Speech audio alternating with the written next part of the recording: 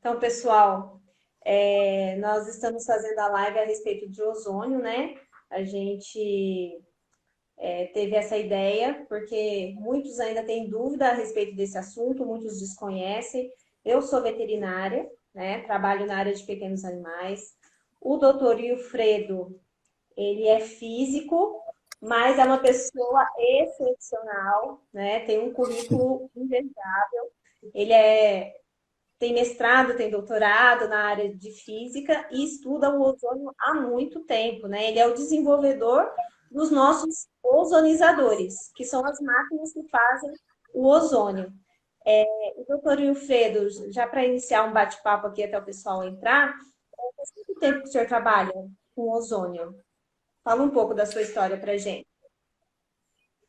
Então, quando eu cheguei no Brasil, eu vim para fazer o mestrado, e aí comecei a estudar o mestrado em óptica eletrônica, que é aquele que é o laser, né?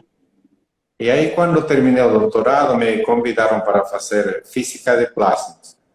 Isso ficou ainda em 1992. Quem sabe você não tinha nascido ainda. E desde então comecei a entrar dentro da física de plasmas e comecei a desenvolver várias coisas. E aí, quando eu terminei o doutorado, comecei a trabalhar com um projeto de ozônio, e isso em 1999 ainda. Então, tem mais de 20 anos eu trabalhando com ozônio. E dentro da ozonioterapia, praticamente, são quase 15 anos, mais de 15 anos. Porque eu descobri a ozonioterapia no meio de esses estudos que eu estava fazendo, comecei a usar um pouco a literatura e aí eu vi que estavam fazendo a aplicação de ozonioterapia. E eu fui buscar mais informação e fui participar de um congresso em Cuba e eu tinha ido para ver os sistemas de tratamento de água, efluentes, e aí entrei pela janela num congresso de medicina. Aí quando vi as doses que utilizavam e tudo isso aí tinham uns médicos brasileiros, entre eles o doutor Glacos, que se dedicou, inclusive, tem um vídeo dele que fez na SBT sobre a desinfecção de bactérias multiresistentes. Foi um trabalho que eu ajudei a fazer, trabalhei junto com ele. Infelizmente, ele nos deixou, não? Um problema, uma doença um pouco difícil de tratar. Em 2019, ele nos deixou. E deles, com ele praticamente foi feito o primeiro congresso massivo aqui de ozonoterapia no Brasil. Foi no auditório que tem na prefeitura de Santo André, ao redor de 500 pessoas. Medicina humana. Sim, na época só tinha medicina humana. E aí depois aqui em São José dos Campos tinha uma veterinária que até agora usa ozônio. E ela me buscou e me falou: Wilfredo, eu quero tratar os animais. Falei: eu te empresto a máquina, mas com a finalidade de publicar. Se não publicar, você me devolve. E foi esse aí o primeiro trabalho que foi publicado dentro da ozonoterapia em pequenos animais de aqui. Aí nós levamos esse trabalho para um outro congresso em Cuba, e aí o pessoal começou a fazer cursos de... nós começamos a fazer o curso aqui, e na época tinha um alemão que fez o trabalho da infiltração peritoneal, eu esqueci o nome dele. Então, ele veio aqui em São José, e quando eu mostrei de que o curso era para veterinários, ele me falou: mas para veterinária essa máquina é muito cara. Aí eu lancei naquela época uma maquininha pequena, um cubinho, que dava todas as doses. Aí eles ficaram surpreendidos com isso. E a Europa começou, depois do Brasil, a fazer ozonioterapia na área veterinária. Tanto que, assim, nós falamos aqui de boca cheia de que o Brasil é onde tem o maior número de veterinários fazendo ozonioterapia. Isso não está errado, não? E o culpado sou eu, um dos culpados. Mas aí tem a turma como foi, aqui foi crescendo, se foi multiplicando, e hoje em dia se vê o número de cursos que praticamente se multiplicou e, felizmente, cada vez mais se está formalizando, não? Esses cursos. É bom que isso aí entre, inclusive nas universidades, não?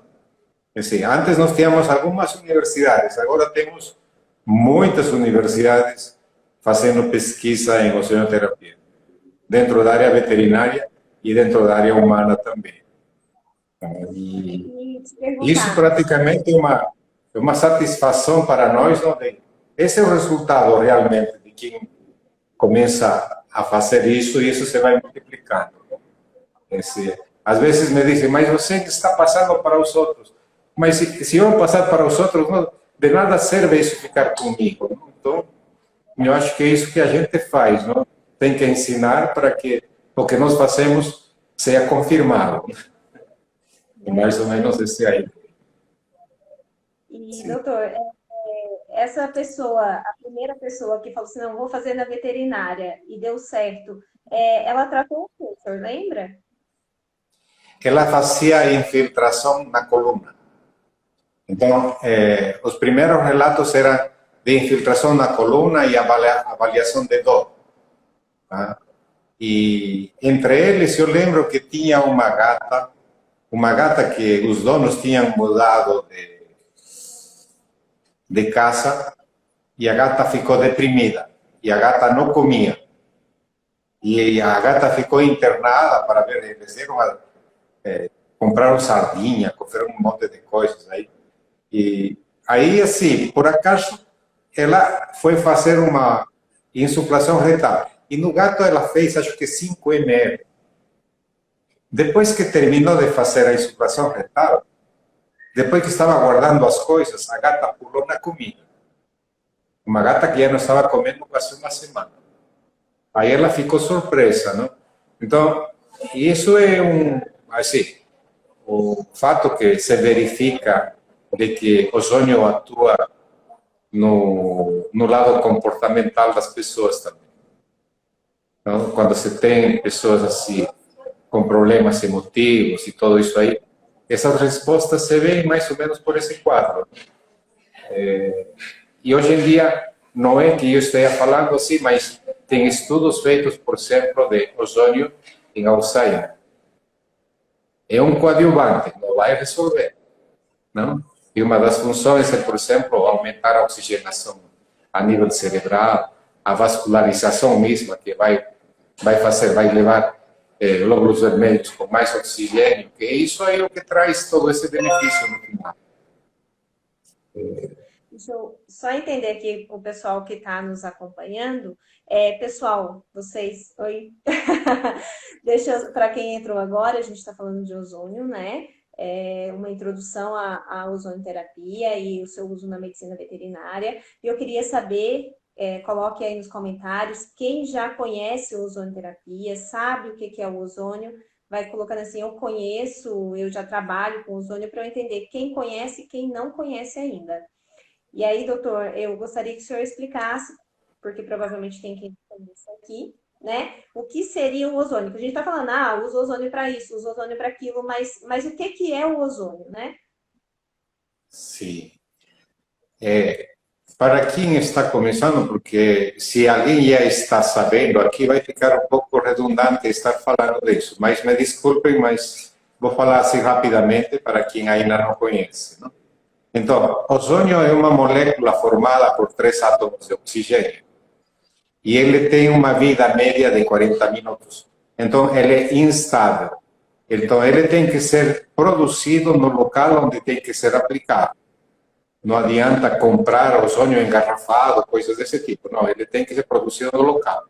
Então, devido a isso, você tem que adquirir uma máquina, um cilindro de oxigênio. O cilindro de oxigênio é importante porque o oxigênio que está aí é que a máquina vai transformar parte dele em ozônio. Então, as máquinas para ozonioterapia o que nos entregan é uma determinada concentração de ozônio em oxigênio. Ele está diluído em oxigênio. Nunca vamos encontrar ozônio puro. Sempre vai ser uma concentração de ozônio em oxigênio. E as concentrações que variam terapeuticamente vai hoje em dia desde 0 até 60 microgramas por ml de oxigênio. Não? Então, isso aí é o que agora se conhece. A literatura já está cada vez mais formalizada em função destes dados. E aí nós vamos ver por patologias e nos locais onde vamos aplicar. Não? Dentro das formas de aplicação que tem ozônio, tem a insuflação retal, onde a mistura de oxigênio com ozônio se faz em um determinado volume, numa determinada concentração, se faz a insuflação retal. Depois se faz as autohemoterapias. As autohemoterapias se mistura ozônio com sangue e essa mistura se faz intramuscular, o que se chama autohemoterapia menor, e quando se faz de forma endovenosa, é a autohemoterapia maior. Então, essas três formas é o que se utiliza mais comumente de forma sistêmica. Embora também as infiltrações subcutâneas e infiltrações articulares também têm a função sistêmica, mas em forma massiva, geralmente são aqueles três primeiros. Insuflação retal, as duas autohemoterapias, menor e maior. Então, para que serve a ozonioterapia? Para que serve colocar ozônio dentro do organismo? Então, quando o ozônio entra no nosso organismo, ele é um oxidante. Como um oxidante, ele estimula o sistema antioxidante. De que forma? Gerando uma série de subprodutos. E estes subprodutos são os que estimulam a formação desse antioxidante. E na hora que está provocando essa formação de antioxidante, é que está formando oxigênio a nível celular, está fazendo energia e tem toda uma série de processos que está acontecendo simultaneamente. Fabrica óxido de nitrogênio e as funções que tem todos estes subprodutos trazem benefício para a saúde de diferentes formas. Por exemplo, apenas para falar de oxigênio de nitrogênio, ele aumenta a vascularização, ele evita a formação de coágulos, não? Então, são funções que vêm através do ozônio. Não é o ozônio diretamente atuando em cima da falta de um coágulo que se esteja formando. Ele de uma forma indireta que evita essa formação. Então, por isso quando dizem, não, o ozônio é um fármaco, na verdade, ele não é um fármaco, ele é um estimulante que quando entra no organismo, ele vai fazer uma reação em cascata e essa reação em cascata vai trazer todos os benefícios que já se conhece hoje em dia dentro da bioquímica. É por isso que num curso de ozonioterapia, só a parte de bioquímica leva de 1 hora a 2 horas para tentar entender. Sair entendendo completamente não é fácil. Sim. Doutor Wilfredo, eu costumo falar que o ozônio, ele não age só, não é ele, né? É o componente dele que se transforma no organismo que vai agir para curar aquela patologia. Só que eu gosto de falar também que ele devolve o equilíbrio ao organismo. E o organismo em equilíbrio é que vai, por si só, agir e combater aquilo. Tá certo isso? Sim, porque nós temos um processo do estresse oxidativo. Nós podemos ter um estresse oxidativo alto, então nós precisamos regular isso. Então, para regular isso, nós vamos colocar um estimulante para que nosso organismo gere antioxidantes. É por isso que esse estresse oxidativo está alto. Então, ele estimula e ele regula esse balanço de oxidação e redução. Quando regula esse balanço de oxidação e redução, nós podemos regular aqui embaixo podemos regular aqui em cima, podemos regular aqui em cima. Então, nós temos um limite. E a ideia é trabalhar em cima desse limite. E certamente, um organismo que tenha um sistema de oxidação-redução num patamar mais alto, ele certamente vai estar mais saudável. Não?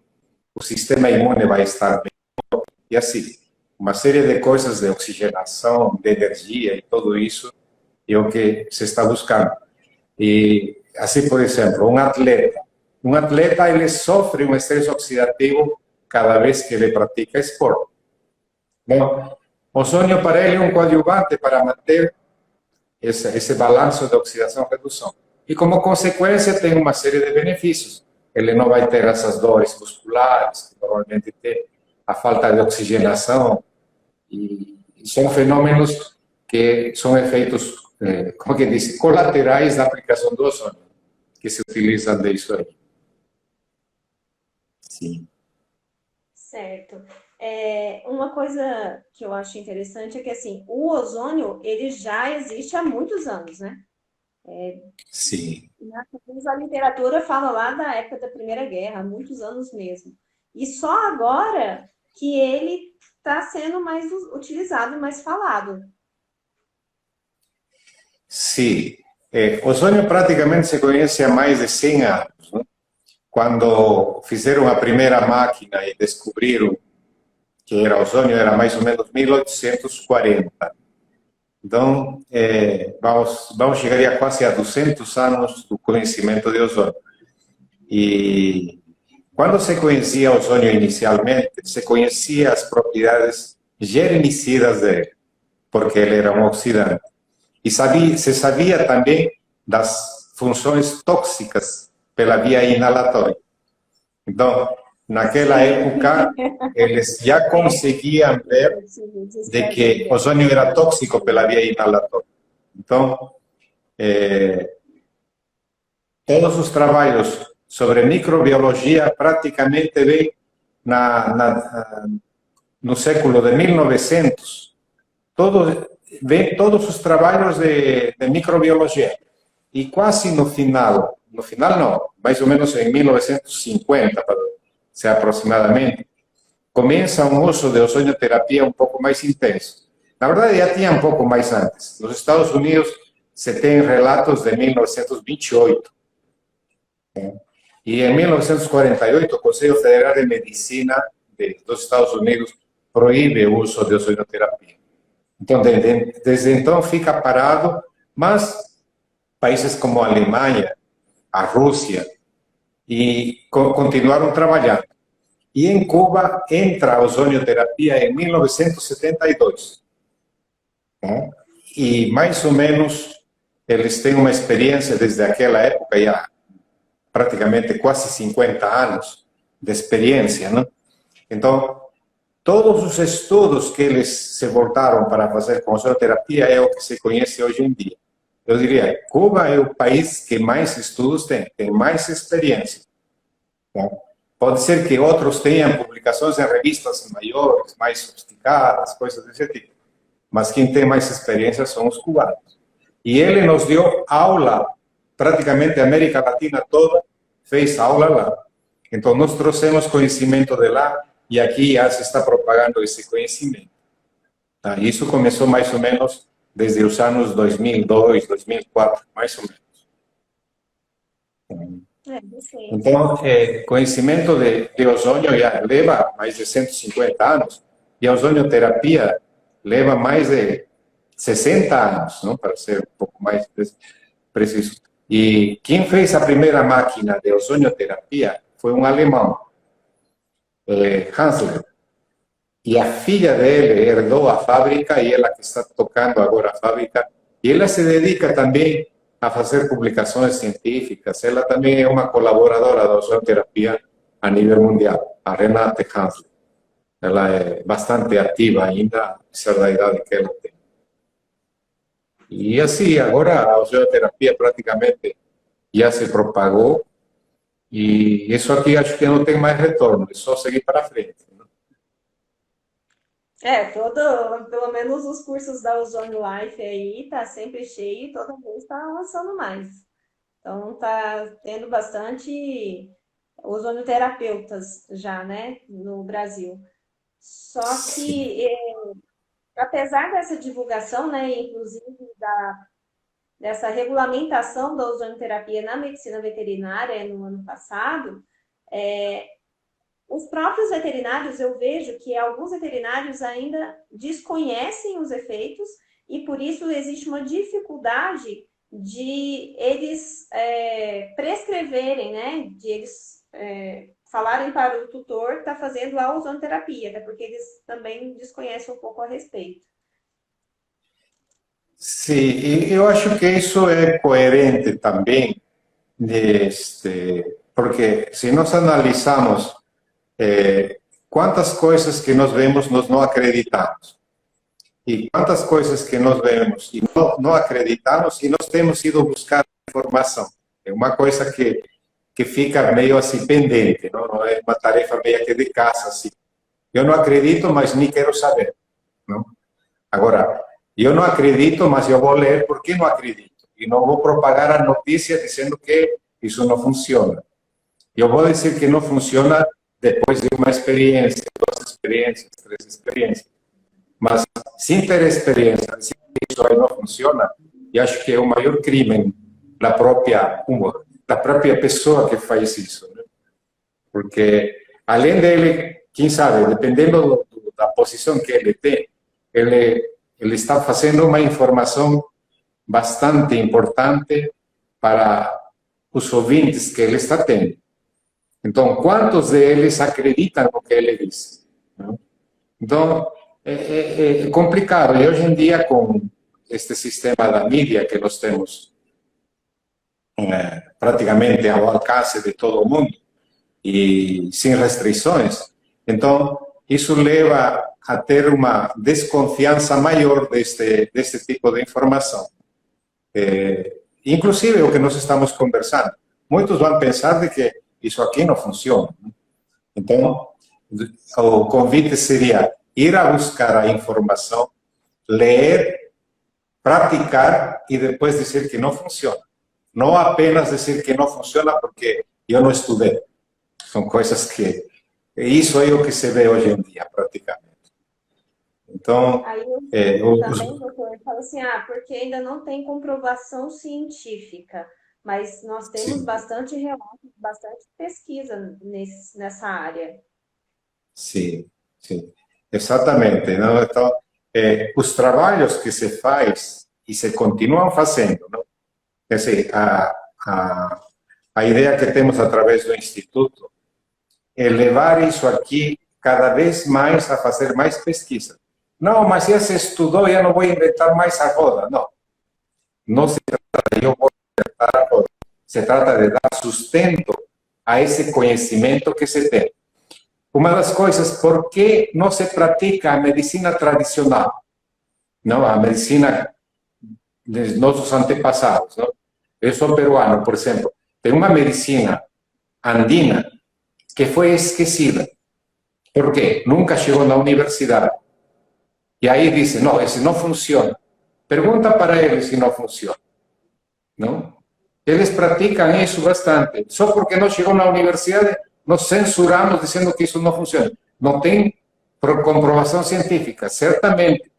Porque eles não vão fazer comprovação científica. Quem vai fazer comprovação científica é nos meios universitários. Meios universitários recebem indústrias farmacêuticas para fazer pesquisa, recebem um investimento em cima disso. Eles vão se dedicar a fazer pesquisa de medicina andina. Felizmente está aparecendo grupos que estão fazendo isso. Né? Então se está resgatando uma coisa que se conhecia milenarmente. Né?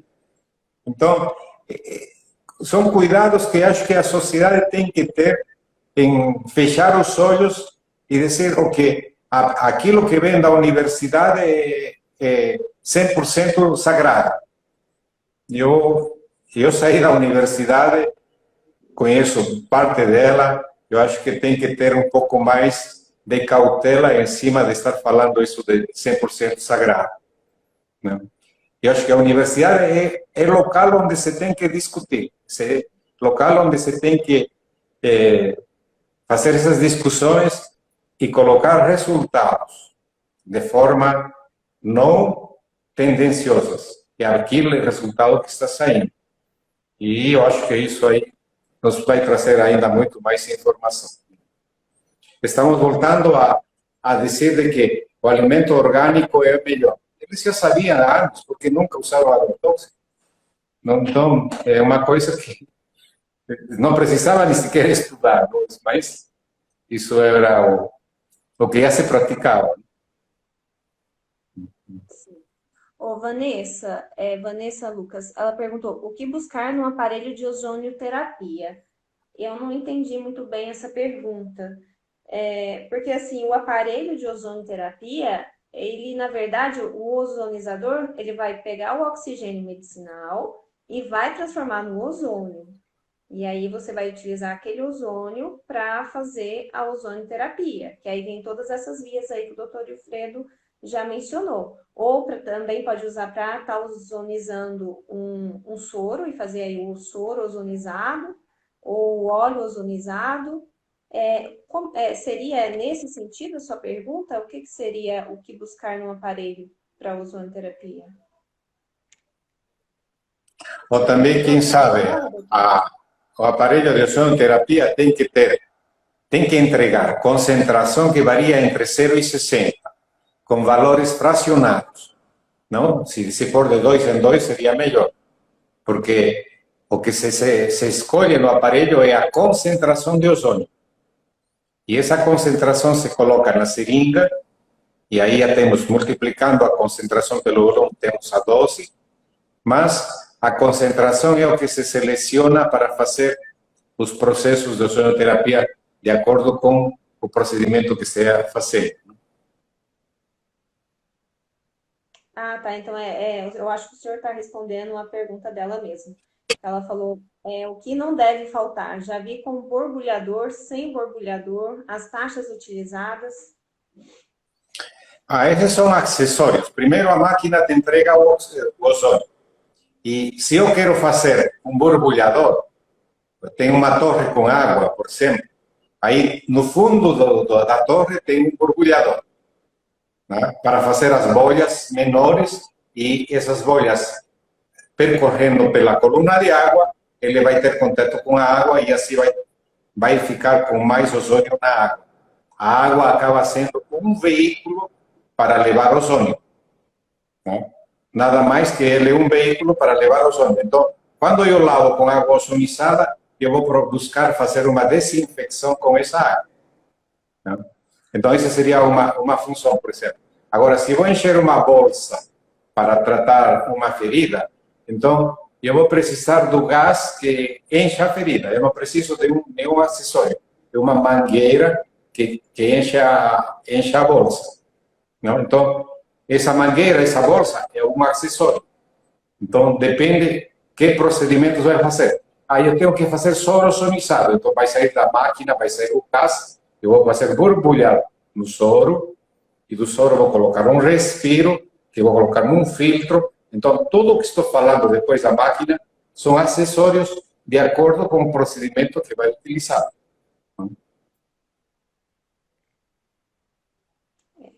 O senhor estava respondendo bem a pergunta dela, era isso mesmo que ela queria saber. Teve uma outra pessoa que falou que o Pug estava com problemas respiratórios e se poderia estar usando a ozonioterapia para esse problema. Aí, nesse caso, né, tem que avaliar o animal para saber se ele realmente está apto a estar passando pela ozonioterapia, porque ela também tem suas contraindicações, né, doutor? Sim, sim. Então, aí nesse caso, tem que passar por fazer um hemograma, saber se ele tem anemia, se ele não tem, que problema respiratório é esse, mas pode ser que a ozonioterapia, ela auxilie nesse processo, né? A gente fala assim, a ozonioterapia, ela não é um milagre, ela não é um tratamento sozinho, né? Ela sempre vai estar em conjunto Sim. com algum outro tratamento. Mas Tem a gente quadros, quer por analisar exemplo, caso a caso para saber se o animal está apto ou não e a via que vai ser utilizada, a concentração que vai ser utilizada. exatamente, né? Tem quadros respiratórios, agora que se está vendo, por exemplo, esse problema de Covid, e tem quadros, falta de oxigênio, como esses aí, o ozônio ajuda a isso, tá? Mas, inclusive, muitos pacientes de Covid, e tem artigos publicados sobre isso, onde melhorou o quadro do Covid. E dependendo da fase, quando se aplica ozônio, se é na fase inicial, os resultados são bastante melhores. Tá? Tem pesquisas que estão sendo feitas aqui no Brasil com relação à Covid e lá fora também. Se vocês entram na Organização Mundial da Saúde, tem os artigos publicados de todos os trabalhos relativos à Covid. Não é que a Organização Mundial da Saúde esteja autorizando, ele está só divulgando aquilo que está publicado. Estamos aguardando resultados de pesquisas randomizadas para que ele seja oficialmente indicado ou recomendado como coadjuvante, coisas disso aí. Isso vai levar ainda um tempo, não vai ser facilmente. E em meio de todo esse meio político, eu acho que é melhor fazer um estudo de casa, levar todos os resultados bem formais, para não estar aí caindo nas críticas que se conhecem. Certo? Mais alguém tem mais alguma dúvida a respeito do ozônio? O que que é o ozônio? Como se utiliza o ozônio na medicina veterinária? Eu não estou conseguindo ver as outras perguntas.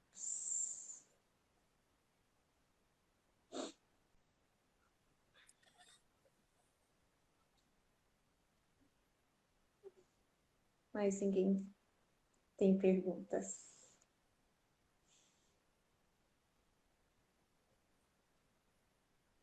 E como que o senhor vê o futuro da ozonoterapia agora no Brasil, na medicina veterinária?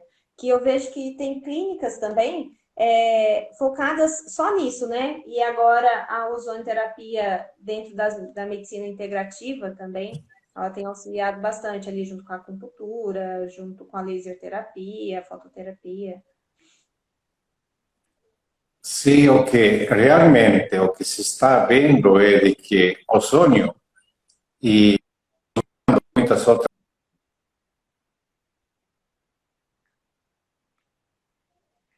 Doutor, travou. Travou. Né? Está bom? Travou. Travou seu áudio e seu vídeo. Travou? Agora voltou. Consegue repetir o que o senhor estava explicando, fazendo um favor? Sim. Você me está escutando? Tô. Tá. Aqui diz que está superaquecendo o celular, não sei o que. Saiu um aviso. Ai, ai, ai, seu celular não vai explodir, não, né? Aqui na minha cara, não. Então, Ó, tem várias a perguntas ozonioterapia, também sobre. sim, a ozonioterapia tem hoje em dia trabalho sendo feito junto com outras técnicas, né? Uma das técnicas que estão fazendo a acupuntura junto com ozônio, a ozoniopuntura que chama. Tem outra técnica que chama o prolozone. Prolozone é uso de analgésicos injetáveis junto com ozônio. Tá? Isso estão utilizando bastante para dores articulares, isso aí. E também estão utilizando o derivado do óleo, do ozônio, que é o óleo ozonizado, junto com a terapia fotodinâmica.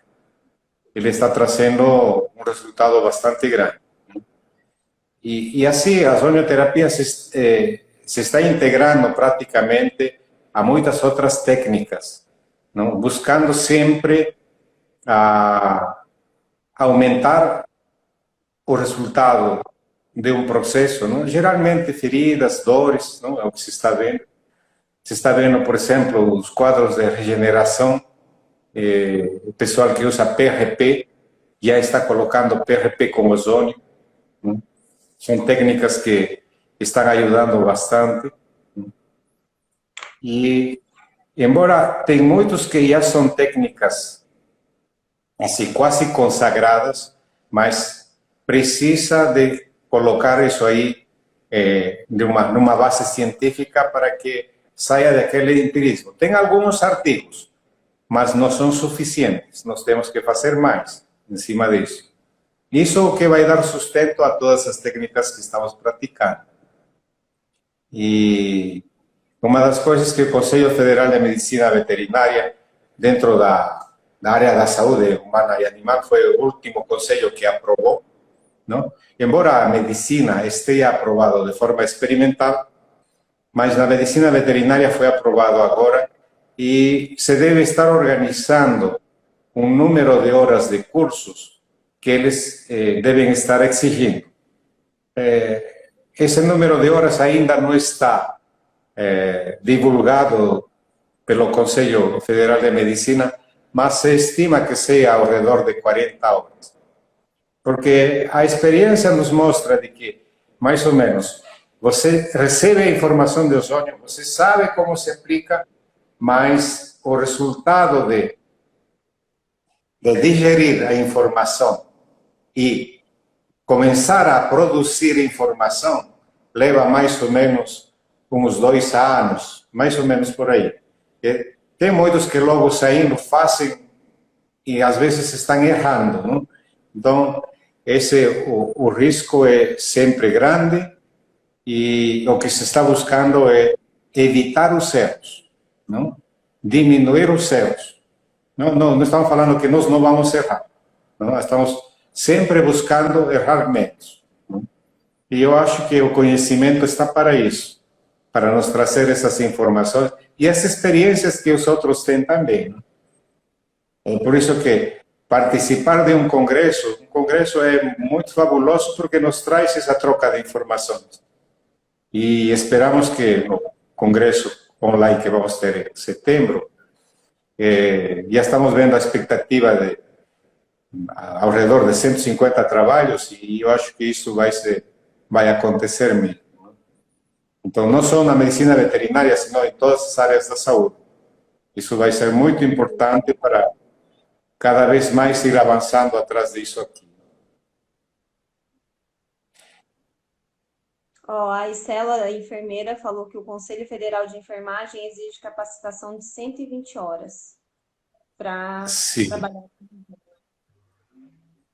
Se cada conselho vai sair com um número de horas e você está escutando? Tá. Pode falar. Deu uma travada, mas... O Conselho de Odontologia, que foi o primeiro conselho que aprovou, ele exige 32 horas. Então, o de enfermagem é 120 horas, o de veterinária eu acho que vai ser 40. E assim, os outros conselhos, parece que o Conselho de Farmácia também adotou 120 horas. Não estou sabendo ainda essa resolução que saiu deles. Não? Mas que está aprovado, está aprovado. A Vanessa perguntou como que funciona o óleo ozonizado e se já teve bons resultados. Sim. Então, os óleos ozonizados, geralmente óleo de girassol e azeite de oliva, porque estes dois tipos de óleos, eles têm ácidos graxos insaturados. E isso aí favorece a formação de peróxidos dentro do óleo, e estes peróxidos que têm a função germicida, inicialmente, né? E depois se conhece de que, além de ter esta função germicida, ele estimula também o sistema antioxidante local. E quando estimula esse sistema antioxidante local, por exemplo, numa ferida de um pé diabético, você vê e observa de que ele aumenta a vascularização. Muitas vezes até causa um sangramento. E não se assustem, esse sangramento é consequência da ação dos peróxidos que tem estes óleos. Não? Isso quando é de forma tópica. Também se pode utilizar o óleo ozonizado para tomar, geralmente para quem tem gastrites, não? Gastrites Helicobacter. Ele não vai matar todas as bactérias, porque nós precisamos parte delas. Apenas o que ele vai fazer vai ser diminuir uma quantidade, não, de bactérias, e nosso próprio organismo regula isso. Nós estamos ajudando a que ele se regule. Então, essas são mais ou menos as ações que tem estes óleos ozonizados. E muitas vezes agora se está utilizando estes óleos ozonizados para a fabricação de uma série de cosméticos. Você coloca em cremes hidratantes o óleo ozonizado, ele vai carregar o peróxido, que é o oxigênio ativo, e quando se coloca no rosto, você vai ativar a circulação do sangue. Ativando a circulação do sangue, você vai ter o benefício de formar o colágeno e, por consequência, as rugas não vão desaparecer, mas pelo menos vai diminuir. Vou começar a passar óleo ozonizado, então. Será que funciona? Mas você não precisa nada disso. Doutor, também perguntou, essa Isela, a ouvinte Isela também perguntou se tem algum veterinário que trabalhe com ozônio em Salvador para indicar. Tem algum lugar que tem uma lista de pessoas que trabalham com ozônio? Sim. No site do ibo3a.com.br tem um link onde está a profissionais. Acho que está como profissionais. Certo. Não sei se você consegue colocar, mas entrem no site ibo3a.com.br e aí vocês vão ver profissionais. E aí tem por estado, por cidades, está feito.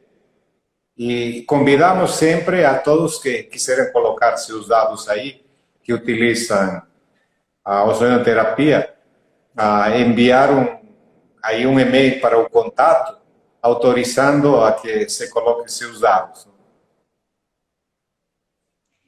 Ela perguntou também se existe alguma pós-graduação em ozonioterapia. Bom, na medicina veterinária ainda não existe, né? Tá querendo criar essa Então, agora eu recebi uns programas de cursos de pós-graduação. Geralmente, um curso de pós-graduação é um curso de pós-graduação de medicina integrativa.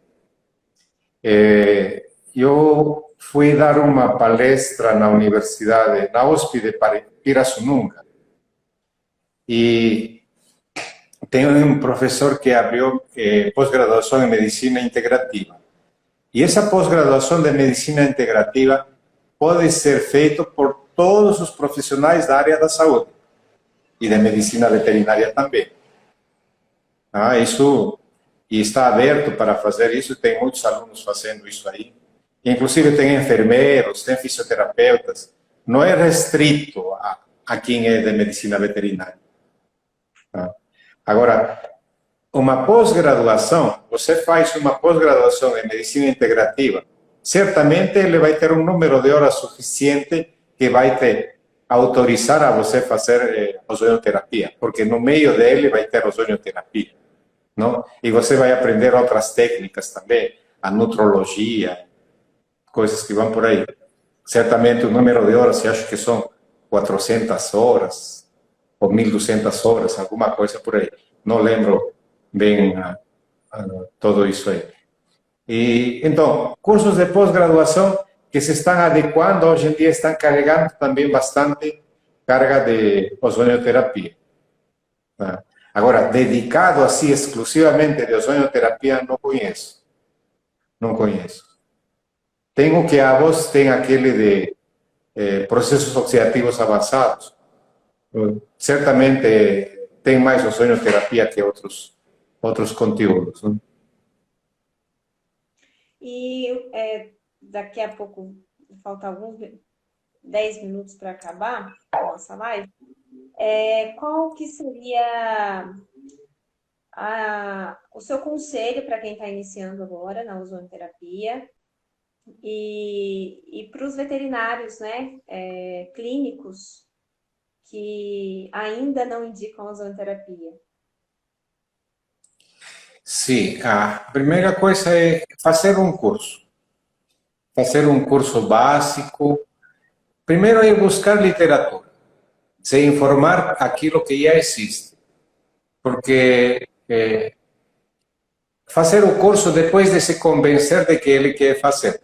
Não fazer por curiosidade, dizer, será que funciona? Porque já tem suficiente literatura para poder discernir isso aí. Ele pode dizer sim, não, o que vou fazer. Ou eu acredito, agora vou fazer. Coisas desse tipo. E depois fazer um curso básico e começar a ter as primeiras práticas. Né? E depois de ter esse primeiro curso básico, ir a praticar e buscar uma série criar uma série de dúvidas e começar a buscar as respostas. Esse seria o teor de uma formação de um ozonoterapeuta. Logo no começo você não vai ter todas as respostas. Aí você vai praticando e você vai observando. E aí você vai criando praticamente o conhecimento. Vai conhecer tal paciente funciona com isso, tal paciente funciona com isso, tal paciente funciona com isso. E você vai conhecendo de que não todos os pacientes funcionam com a mesma tabela. Não? Por isso, eu recomendo de que utilicem a literatura que existe como referência, mas não pratiquem essa referência no seu paciente. Não? Porque o exame clínico de seu paciente é que vai dizer qual a dose que tem que praticar. Não? Que utilicem isso de referência e comecem a praticar em função disso. E aí, certamente, o conhecimento vai se formalizando e cada um vai tendo essa experiência. Não? E essa troca de experiências é o que vai fazendo crescer cada vez mais a ozonoterapia. Isso aí. Eu acho que mais alguém tem dúvida, pessoal? Já Acho que aqui tem uma pergunta: existem restrições em fêmeas gestantes ou filhotes recém-nascidos? Olha, em humanos, a partir de 6 meses já se utiliza a ozonoterapia. Certamente o volume e a quantidade de concentração tem que ser adequada por paciente. Não? Existe, inclusive, dentro do que se chama a Declaração de Madrid, tem uma tabelinha aí de indicação para pacientes pediátricos. Não? Concentrações baixas, volume baixo. E no caso das gestantes, a recomendação sempre foi de que não faça antes de você ter um exame clínico completo. Porque se alguma coisa está acontecendo com o paciente e você aplicar ozônio, alguma complicação vai ser culpado sempre para o ozônio. Então, isso é o que sempre se recomendava. Mas, hoje em dia, depois da experiência de muitos, já com práticas assim de gestantes, praticamente o que se vê é que o ozônio não tem esses efeitos colaterais com os gestantes, não? Tanto com a mãe quanto com o bebê. Até porque vai ser pela concentração e é o que a gente já falou, né? Não é o ozônio em si que está agindo ali. O ozônio, quando ele em contato com o sangue, ele vai formar se dissolver e vai ter o oxigênio, vai ter outros componentes ali que não fazem mal ao organismo, né? Vai ser sempre o excesso dele. Se estiver na concentração certa, às vezes até para os próprios fetos, né? Sim. E o ozônio, ele se degrada em menos de 1 minuto do organismo, ele já não tem mais ozônio. Ele já se transformou em outros subprodutos. A reação dele é bastante rápida. Vai agir como ozônio mesmo na forma tópica, né? Nas bags que a gente faz na parte exatamente. a cicatrização de feridas. Na parte sistêmica, né, que ele já teve contato com o sangue, aí já deixou de ser o ozônio, certo? Sim.